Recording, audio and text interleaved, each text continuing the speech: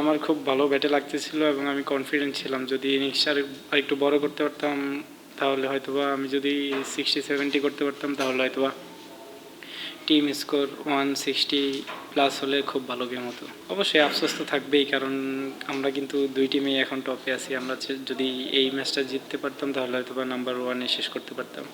So এখন আরেকটা match আছে আমাদের, আমরা লুক ফরওয়ার্ড, দেখি নেক্সট ম্যাচটা যদি জিততে পারি তাও আমরা 1-2-তেই থাকবো। আমরা চেষ্টা করেছি যে শেষ পর্যন্ত নিয়ে যাওয়ার গেমটাকে, যেন যত লম্বা করা যায়। এখানে রান রেটেরও কিছু ক্যালকুলেশন আছে, সো আমরা চেষ্টা করেছি যত লং করা যায় একদম শেষ ওভারে গিয়ে শেষ করার।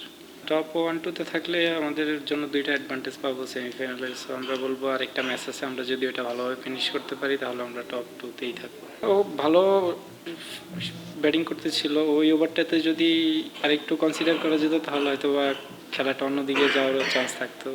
হয়তো বা ওই ওভার অফ স্পিনার দেখে রাইট হ্যান্ডি ব্যাটসম্যান টার্গেট করেছি আর কি। রাজশাহীর সাথে আমরা একটা ম্যাচ কিন্তু সিলেটে জিতেছি।